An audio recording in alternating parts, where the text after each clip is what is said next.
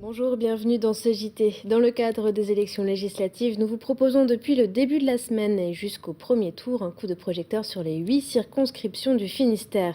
Chaque jour, TBO vous propose un point dans le JT et un débat avec les candidats de chaque circonscription.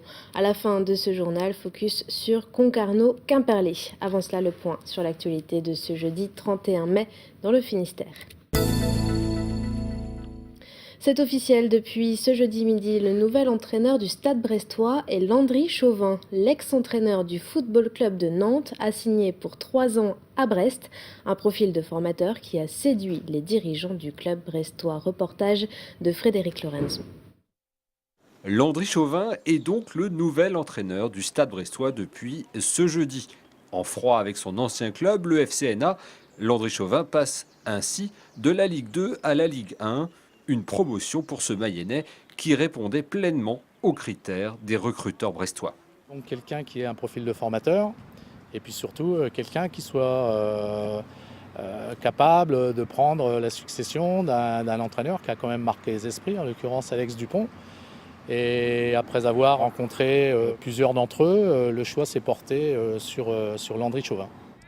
À 43 ans, Landry Chauvin a déjà un beau parcours, passé par Sedan et Nantes. C'est surtout ses 15 ans au Stade Rennais et la formation de jeunes joueurs comme Gourcuff, Fati ou encore Bourillon qui ont fait mouche à Brest. Il faudra qu'on sorte dans les prochaines années de jeunes joueurs capables de se hisser tout de suite au niveau de la Ligue 1. Et en fait, c'est pas un choix qui nous était donné.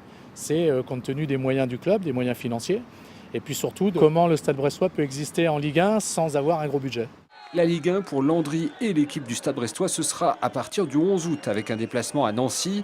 Les supporters se presseront, eux, dès ce vendredi au Stade Francis Leblay pour la traditionnelle campagne de réabonnement. Parlons éducation, situation critique pour les enseignants suppléants du privé. Le Finistère est le département le plus touché par les suppressions de postes. Les suppléants n'ont pas obtenu, comme prévu, leur titularisation. Les explications de Mathilde Kemener. 6 ans de CDD et aucune reconnaissance. Les enseignants suppléants du privé dans le Finistère ne vont pas être titularisés. C'était pourtant la promesse de l'État français pour se mettre en conformité avec l'Europe sur la précarité dans le secteur public. Mais avec 47 suppressions de postes en Bretagne, dont 45 rien que dans ce département, la mesure n'est plus d'actualité. Certains ont obtenu un CDI annuel, un cadeau empoisonné pour le collectif Sub29. Bon, si on est en CDD, on est indemnisé au chômage. Si on est en CDI, on n'est pas. Nos collègues qui sont en CDI cette année, qui subissent une perte d'heures, elles vivent avec 289 € par mois. Les enseignants suppléants n'ont pas le concours de professeurs des écoles. Ils ont choisi cette voie en sachant qu'au bout de 6 ans, ils peuvent arriver au même résultat. On accepte tout ce qu'on nous propose, on fait des cartons, des mi-temps et dans différentes écoles et tout ce qui va avec. Et on se dit, ça va s'arrêter un jour. On a créé le collectif pour se soutenir, tout simplement. C'était très dur psychologiquement. On a tous, à un moment ou à un autre de l'année, craqué. Et s'il y a des titularisations, ce n'est pas dans le Finistère. Une situation insupportable pour cette enseignante suppléante. Si on me propose un poste en Ille-et-Vilaine, ça risque d'être très compliqué parce qu'on me proposerait ça le 28 juin ou éventuellement fin août pour une rentrée début septembre. J'ai 3 enfants, un mari, une maison, je suis payée au SMIC, donc un déménagement de dernière minute n'est pas franchement envisageable. Le problème, c'est que si on n'accepte pas un poste hors département, on sera considéré comme démissionnaire. Ça signifie ne pas avoir droit au chômage, ne pas avoir droit à la formation. Vendredi 1er juin, le collectif Sub29 rencontre le secrétaire général du rectorat pour discuter de cette situation. Grosse surprise au bout du monde, le festival de Crozon a annoncé ce jeudi la venue de Earth, Wind and Fire, le groupe funk des années 70. C'est programmé le samedi 4 août sur la prairie de Landawedek. Erwan Losso vous en dit plus sur la programmation.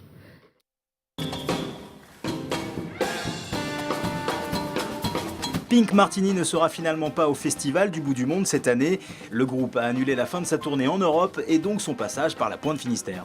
Mais on ne perd pas au change puisqu'on a annoncé 4 nouveaux noms pour le bout du monde cette année, dont Earth, Wind and Fire, qui depuis les années 70 a enchaîné les tubes et les shows absolument explosifs. Donc un très très beau spectacle à venir au bout du monde.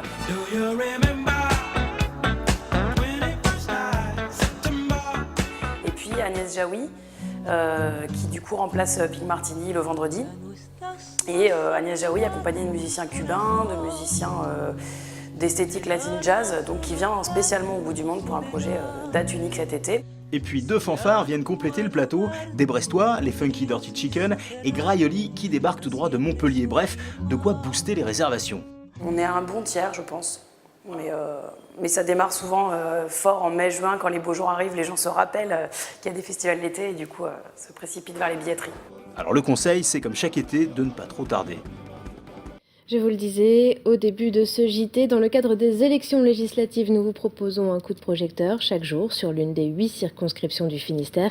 Tout de suite, focus sur Concarneau-Quimperlé avec Olivier Claège, directeur de TBO, et Stéphane Cariou, chef de la rédaction du Télégramme à Concarneau.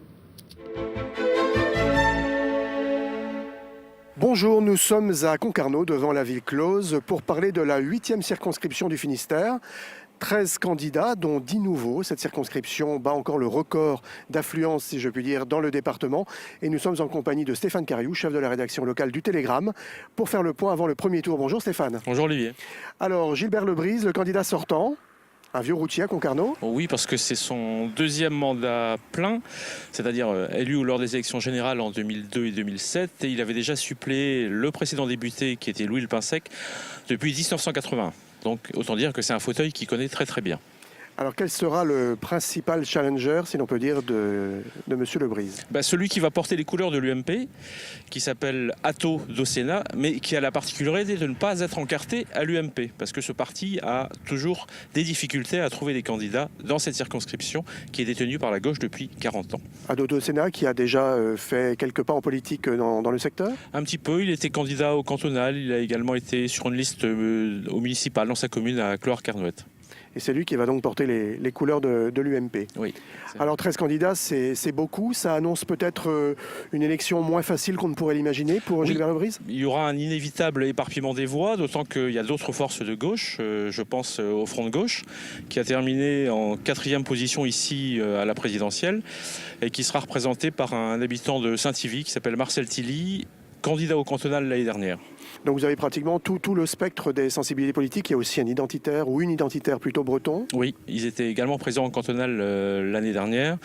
On a le Parti chrétien-démocrate qui se présente ici, pour la première fois, si je ne fais pas d'erreur, candidature assez inattendue. Les écologistes, avec les 2 courants, les Verts, plutôt à gauche, mais également Génération Écologie qui fait son retour. Écologiste certes, mais qui est plutôt de centre droit. On a également Lutte ouvrière, le Parti ouvrier indépendant et le Front National.